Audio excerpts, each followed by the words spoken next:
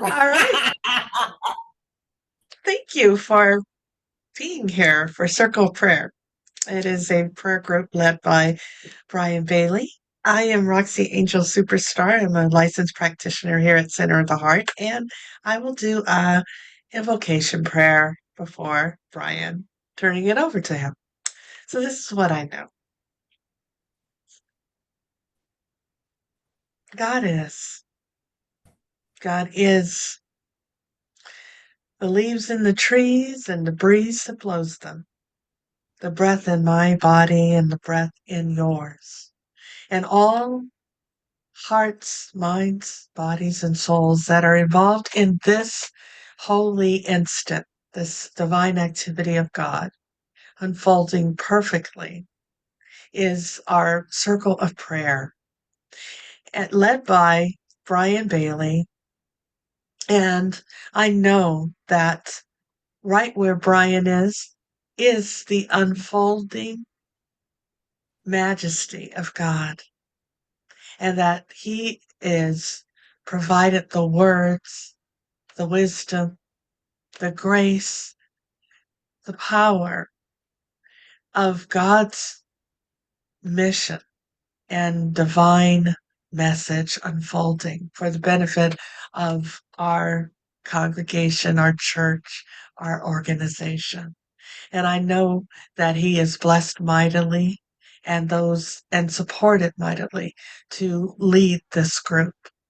So I'm so grateful that where Brian is, God is, and the unfolding activity of God is happening right here, right now. So I'm so grateful for this truth. I'm so grateful to be here and a part of this majestic undertaking. So I know that all who are here present and those who are on their way are blessed mightily.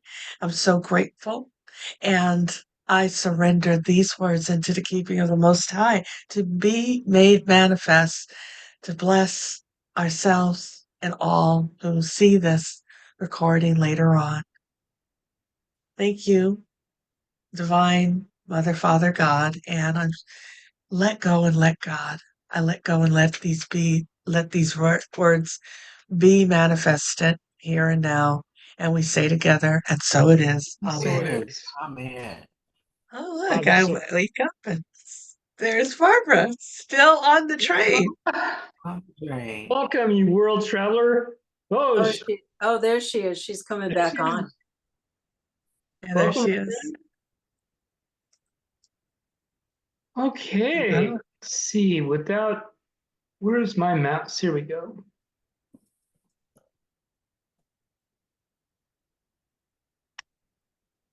Okay, today we're going to talk about numbers, and specific esoteric numerology.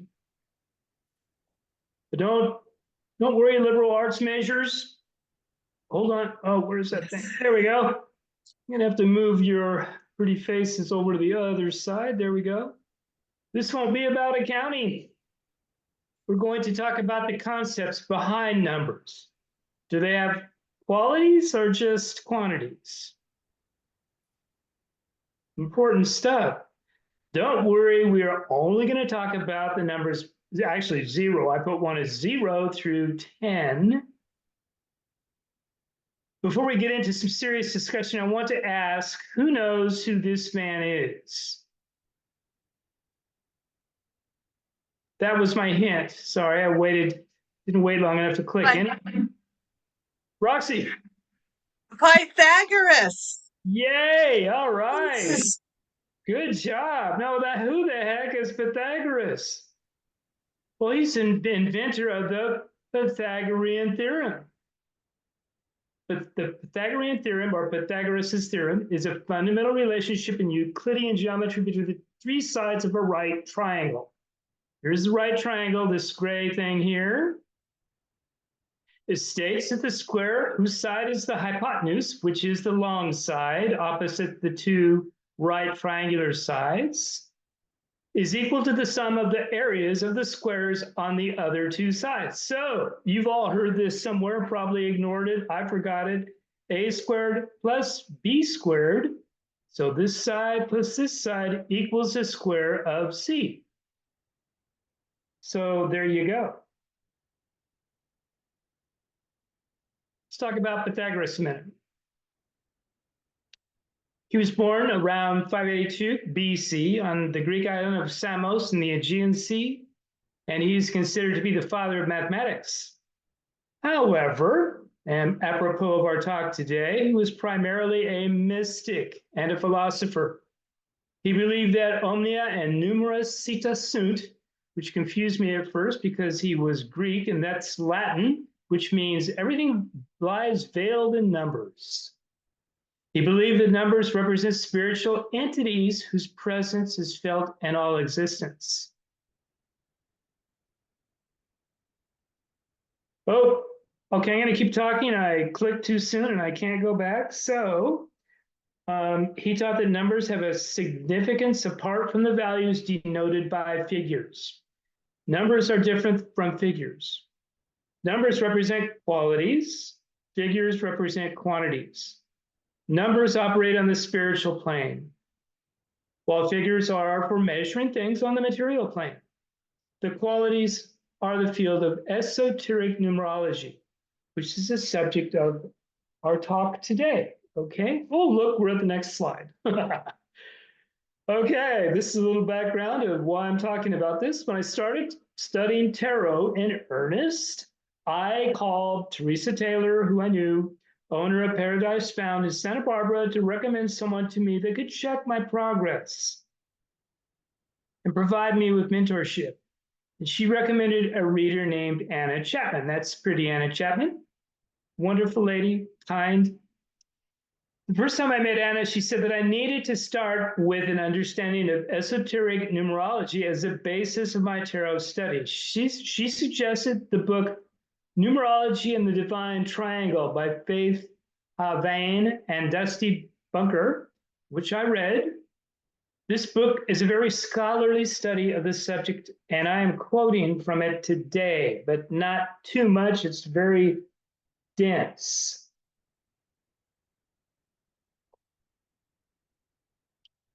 And since it is dense and lengthy, we don't have time, we're going to review the numbers 0 to 10, not from that book, but from a book from the Maria Tarot. It's a recently published book it's a thought-based deck, by the way, and published by Masa Kolinovic, who lives in Italy. It's a very impressive masterpiece, so let's get to it. 0 through 10. Number 0. And I'm going to give you the corresponding cards in the tarot for these numbers. They're not what's important, though. It's this concept of what the numbers mean. Number 0 is a symbol of the original unity. By the way, we'll talk about this briefly. 0 would be where nothing existed, or rather just God existed. It's the vital energy as it was before incarnation, before anything. 0 symbolizes the beginning of a spiritual journey. And let's talk about these veils a little bit. This is the tree of life. It's represented in, actually, this is Kabbalah, and we'll get into the difference between Kabbalah with a Q and Kabbalah with a K, but they all have 10 sephiroths. And creation took place above number 1, Keter. This is the area of spirit. There were 3 things above Keter. There's Ein Sof Ur, which is limitless light, Ein Sof, being limitless, and Ein, which is nothing. This comes from the concept in Genesis 1. In the beginning, God created the heavens and the earth. The earth was without form and void, and darkness was over the face of the deep, and the Spirit of God was hovering above the face of the waters. And God said, "Let there be light." These 3 concepts deal with light, or the absence of light in the beginning. And God saw the light was good, and God separated the light from the darkness. God called the light day, and the darkness he called night. And there was evening, and there was morning the first day. The 3 veils and the tree of life, above the tree of life, represent the outer limit of existence and the initial impulse of creation. This is before the Big Bang. Ein, which is that first outermost thing, is the highest and first of the veils. It literally translates as nothing or simply no. It is the absolute emptiness, the opposite of existence, complete absence. Ein Sof, that middle veil, is the middle of three veils, and it proceeds from Ein by necessity. It is literally translated as no limit. If there is nothing, then there are no boundaries or limitations. This is the limitless foundation, the eternal in its purest sense. We're talking about zero here. Ein Sof which is the nearest to Keter, where creation actually takes place in the beginning, is the lower veil situated closest to the tree of life. And it proceeds from Ein Sof as a necessity. It means limitless or eternal light without any limitations. All things happen by virtue of the fact that there is no reason why they shouldn't. And there we go, that's zero.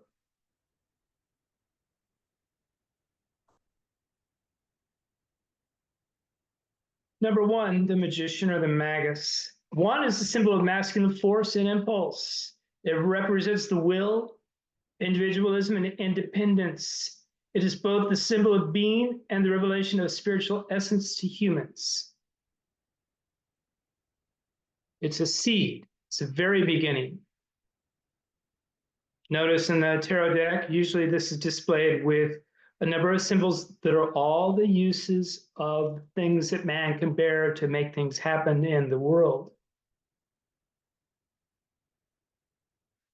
Number two, the high priestess or the priestess. And two symbolizes the division of unity, which would be one, and the separation of the material from the spiritual. So there's a division now. And these are the pillars of the Temple of Solomon. This is Boaz and Hakim, the pillars of severity and mildness. There's a middle pillar too, which the high priestess is on. She's the keeper of secrets. It represents the incarnation of opposites, male, female, day, night, earth, sky. As a symbol of duality, two indicates contrasts, polarity, and the drive for reconciliation. Reconciliation with whom, you might ask? Reconciliation with God, the return to God, the return to the garden. Number three, the Empress. Hold on, okay. One is active, sterile, two is fertile but passive. Three is the perfect number. It is the number of creation and the symbol of reconciliation because it represents the solution to conflicting duality that you saw in the two. Three is deeply active and has great energy. Its geometric expression is the triangle, a symbol of the return of the many to the singular. It is also a symbol of harmony. The Empress is normally portrayed with a number of things that suggest she's pregnant. She's pregnant with everything. She's pregnant with creation. There's a lot of lovely green and yellow energy about this woman. So she's a very fertile woman with everything that's available. She's not limited. Number four, the Emperor. Four represents practicality, concreteness, and solidity, but also immobility. Think of a chair or a table, very stable. Four is a symbol of the physical world. If we were back on the tree of life, it would be at the very bottom. Planet Earth and all living beings. There's a footnote, and tarot, the Emperor, is the King of Kings.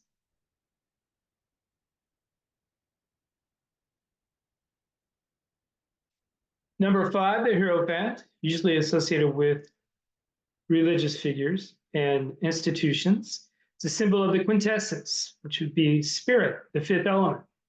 Earth, water, actually earth, air, water, fire, and spirit. It is considered an incorruptible principle of life and motion and an intermediate between body and soul. There's a Vitruvian Man that was painted by Leonardo da Vinci, you'll notice the pentagram, which is a symbol of man, because actually, as in the Vitruvian Man, you'll see 5 elements, the head representing spirit. You'll also see here, I don't want to get too deep in the weeds about tarot, but these are the 4 figures representing heaven and earth.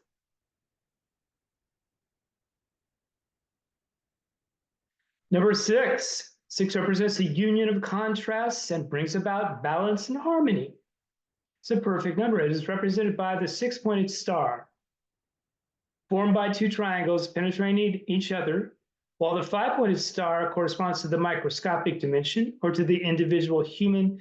The 6-pointed star corresponds to the macrocosmic dimension or to the universal human. So we're getting into more of a spiritual realm with the lovers. Often portrayed as Adam and Eve as they were exiting Eden with the archangel Raziel showing the way and also giving them a present as they left in some of the Apocrypha. Number 7, chariot. Deep wisdom, religion, philosophy, and the search for eternal truths. 7 days are the period of each lunar cycle. 7 is also a number associated with, I think it's Neptune. So it's a mysterious sort of energy, something not so much connected with the physical plane, but the spiritual plane as well. Number 8. Oh, here we go. It's called adjustment in the Thoth decks and justice in the Wade Smith's decks, and symbolizes balance and justice. Think about what 4 is. Balance. Well, what's 8? That's like a super 4. You are exceedingly well balanced, extraordinarily balanced. Associated with the vagina, the door through which new life comes into the world. Therefore, it symbolizes access to a new life and also eternal continuity. The mathematical symbol of infinity is an 8 lying on one side. If you're getting bored, we're almost at 10. 9, the hermit. 9 is the number of generation and reincarnation because it's getting close to the end here. It is a dynamic and active odd number, as are all odd numbers, if you take a look at that. Even numbers are typically in equipoise, passive. Odd numbers are typically engaged in something. 9 months is a period of gestation. 9 is the number of completion. We're almost done, which always returns to itself. 9 plus 9 equals 18, or 1/8, and 1 plus 8 equals 9. Lastly, 10, Wheel of Fortune, or change. 10 represents the, I've never seen it spelled like that, Tetrachorus of the Pythagoreans, an equilateral triangle consisting of 10 points arranged in 4 rows. And I'm sorry, I don't have an example of that. Imagine that in your mind. 1 point on the first row at the top, 2 on the second, and so on to form the equation 1 plus 2 plus 3 plus 4 equals 10. 10 is the number of perfection, which returns to oneness. So why would the father of mathematics and Euclidean geometry study the mystical and spiritual meaning of numbers as well? Because he was a well-rounded person. He was primarily a mystic and philosopher. So considering these matters were not unnatural to him.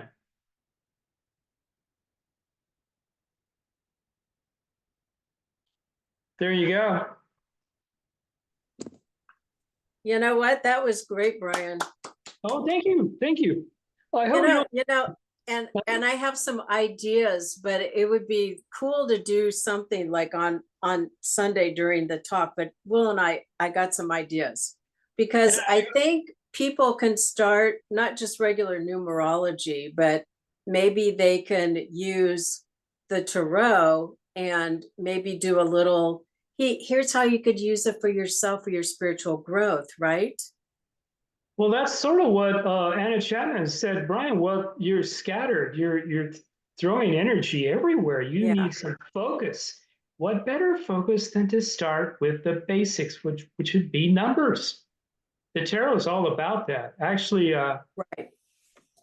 you know, there's 4 suits. They're numeric, majors and minors. It's all a progression.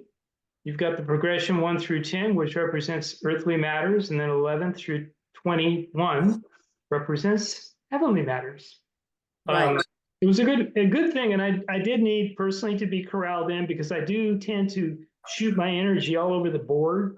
So I need things that sort of say, "Oh, Brian, stay within the lines. You'll do really well," and that was very helpful.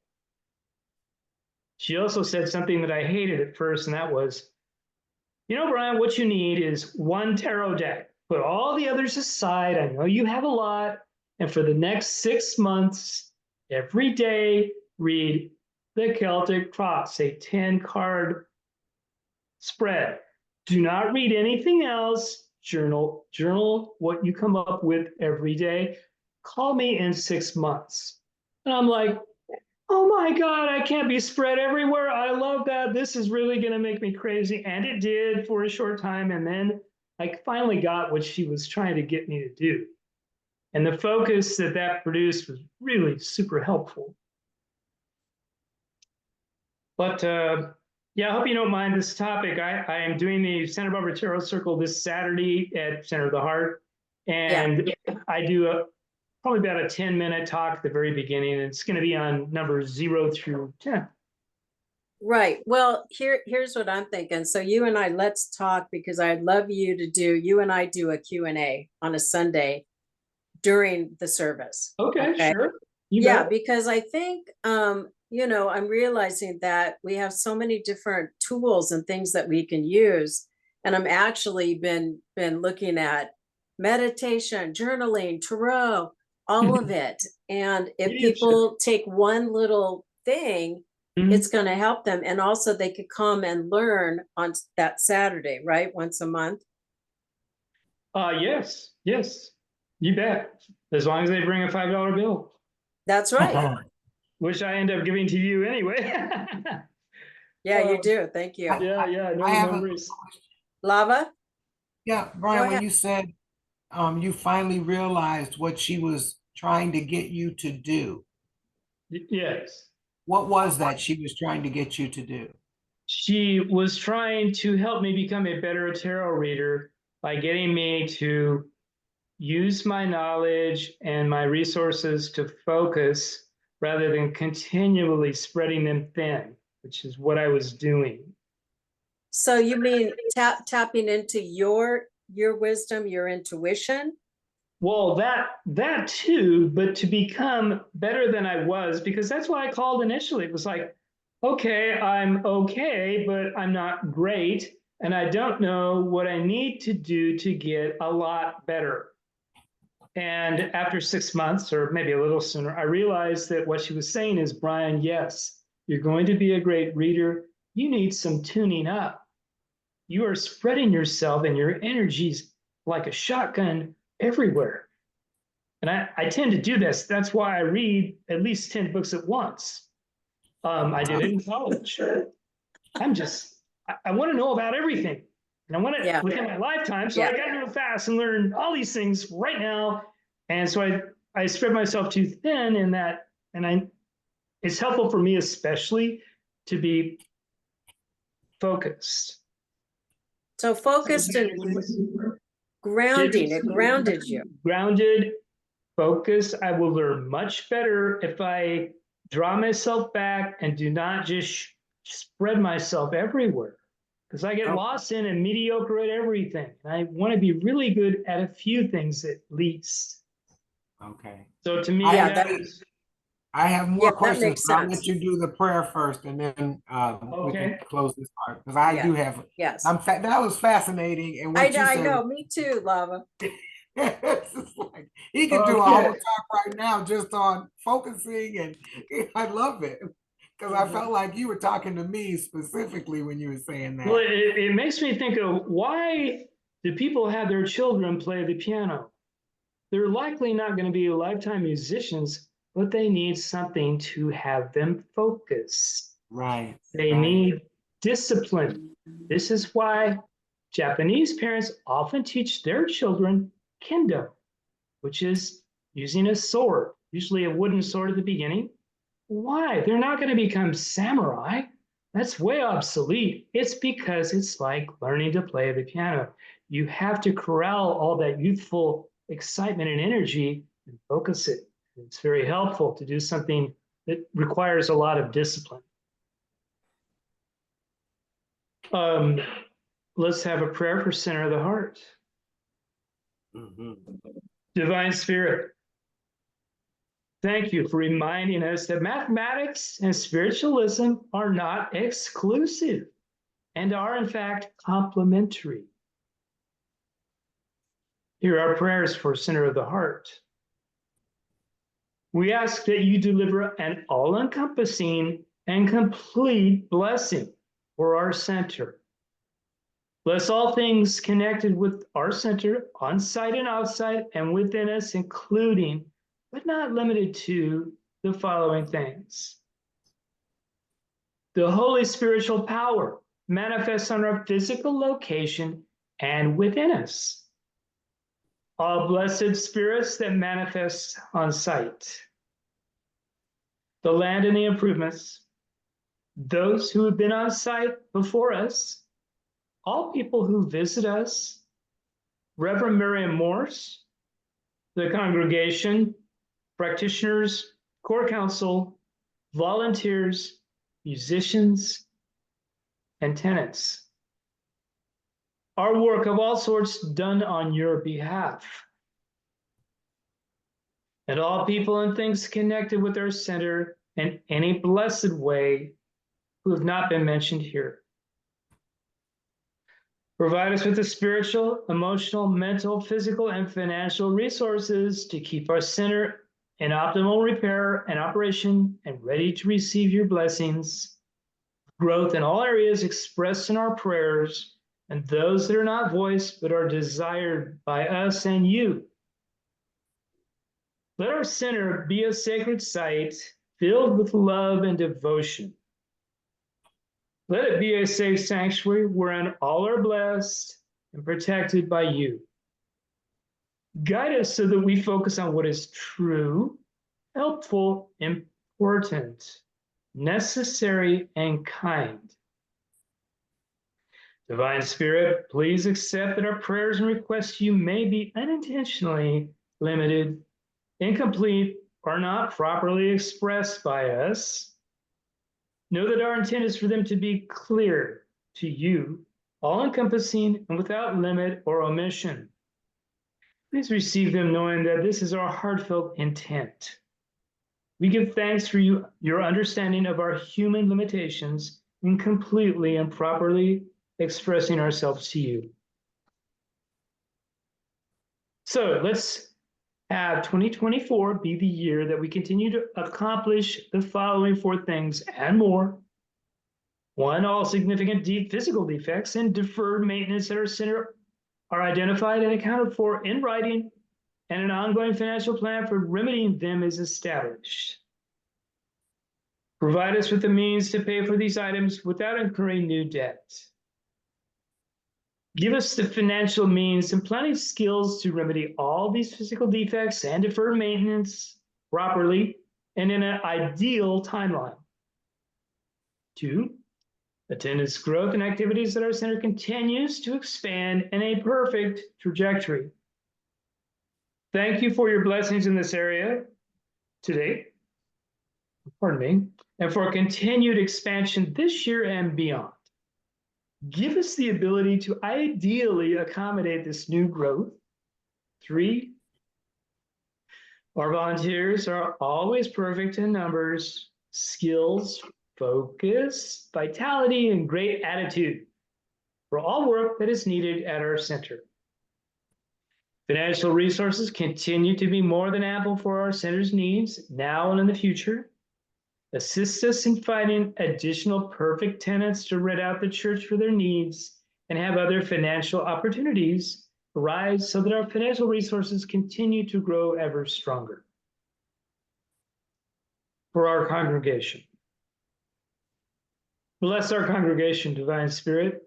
When we gather in your name, your love and will is amplified and refined. We recognize that the congregation is the earthly corpus of our spiritual center. Be with us individually and in our groups as we go about your work. Give our congregation protection and perfect understanding of your will, as well as the energy and means to properly carry it out. For Reverend Marion Morse. Divine Spirit, bless and protect your light worker, Reverend Marion Morse. Keep her and all around her safe and surrounded with your perfect light of enlightenment, power, and protection. Help her understand how valued and appreciated she is by you and by us. Provide her with your guidance and light in her sacred walk. Provide her with ample remuneration, eloquent speech, wisdom, love, strength, vibrant health, focus, and energy. For our practitioners, Divine Spirit, bless and protect our practitioners. They are the spiritual breath of life for our center. Help them as they speak and write your divine messages to everyone. Give them the gift of the Blarney Stone so that their speech is eloquent and instantly understood by all they encounter. For our core council, staff, and volunteers, Divine Spirit, bless and protect our core council, staff, and volunteers. These groups are the energetic dynamism of our center that keep it alive and ever filled with your blessings. Provide them with divine Shakti, inspiration, and pure joy in the operation of our center. Our musicians, Divine Spirit, thank you for the gift of music. When we hear their music, we become nearer to you. I don't know how that happens, it just works. Bless them and all who work with them. Have them provide perfect accompaniment, as they do, to the messages from Reverend Miriam and any other speakers each week. Thank you for the opportunity to be in special closeness to you through the lofty means of music, song, and dance. And if I've missed anyone, bless our entire team at our center. Provide our team with the inspiration to work in perfect support of you and each other. Have our team always keep you at the forefront of our thoughts and efforts. Give us clear understanding and direction about how to best support and implement your divine will with love, laughter, inspiration, and tremendous success. We are a smooth, successful, ever-growing, blessed machine. So it is. Amen. Oh, it is. Man, Oh, thank you yeah. so much. And so Thank it you, Brian. is. Let me So it is. just stop our recording.